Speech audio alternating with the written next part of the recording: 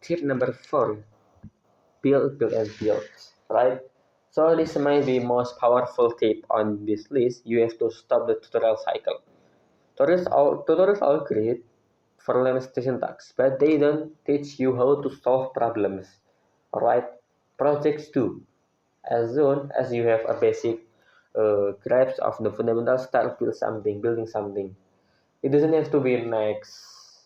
It doesn't have to be next Facebook. Start from the small project like a simple calculator, create a digital version of rock, paper, scissors, make a basic to-do list, and build a one-page travel website for your favorite movie.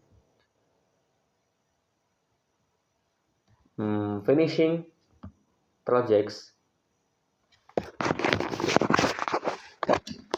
Finishing project is far more valuable than a folder full of half-finished tutorials, right? So, in the tutorials, not teach you how to solve the bug. So, the only one that can solve the problem is the bug is you, just you, the code writer, correct? And tip number 5: embrace the struggle and learn to debug.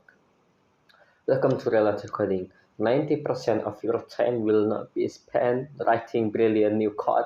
It will be spent figuring out why the code you just wrote doesn't work. This is called debugging. Beginners see an error message and think, I fail. A professional sees an error, a bug message, and thinks, great, a clue. And bug is your friend in the computer trying to tell you exactly what's wrong, and your job is to become a detective. Okay, the first thing that you have to do is the read the bug, right? Aloud. It often tells you the exact line number where the problem is. So after that, Google it. It's up to you with type coding AI agent like GPT or Black Cloud AI or something like that. You are not the first person to see that.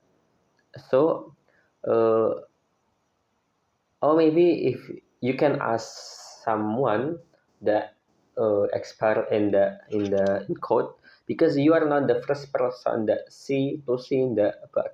Copy it, paste it into Google, and find a solution on a site like Stack Overflow. And this isn't cheating; it's how all developers work. And the three things: use the rubber duck method. This sounds silly, but it works. Explain your code line by line to any inanimate object like a rubber duck. You'll often find the mistake yourself just by explaining it. And tip number 6: find a community. When you're part of community, you realize that everyone struggles. You can ask one of them for help when you're stuck for hours and on a bug, and you can help others with problems have you have already solved it, which references your own learning. So the the last tip, yeah, I mean tips number 7: be consistent. All right. My final tip is about momentum.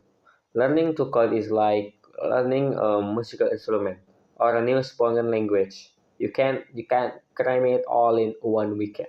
Okay, maybe 25 minutes every day is infinitely better than 5 hours on just Saturday, one day in week, right? So daily practice build a habit. It keeps the concept fresh in your mind and makes it easier to pick up when where you left off. Right? Even if you have only 15 minutes, use it to review a concept or fix one small bug. Okay? And this create a positive feedback loop, and the more consistent you are, the more you learn, the more you learn. So the more you learn, the more motivated you are to stay consistent. It's all works together. So maybe that's it for this video. Thank you for watching. Wassalamualaikum warahmatullahi wabarakatuh.